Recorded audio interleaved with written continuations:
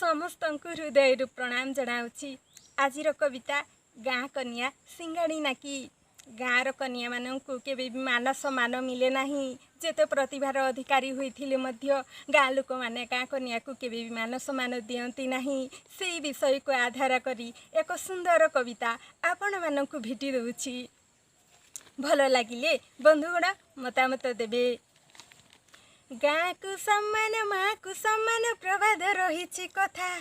हेले गाँ कनिया सिंगाड़ी ना कि पाए ना आदर जथा। दूर पर्वत भारी सुंदर मन आकर्षित करे। पाखरु देखिले जना पड़े सिना भरा केते रुक्षता रे।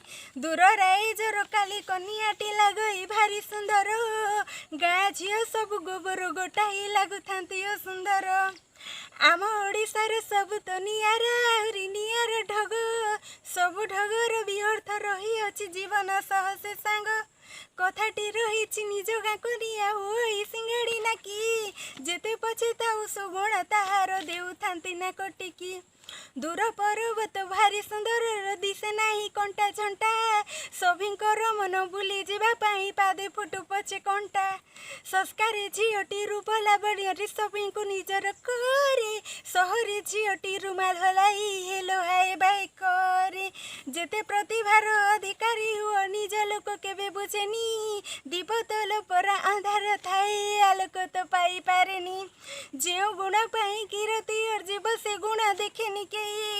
निज लोक ठारू हतादार हे बसी पारिबनी देखी सही। सुगुण मध्यरु दुर्गुण खोजिके करी देबे बदनाम। देहरे जीवनी सुगुण सब तो सहिबेनी सनमान।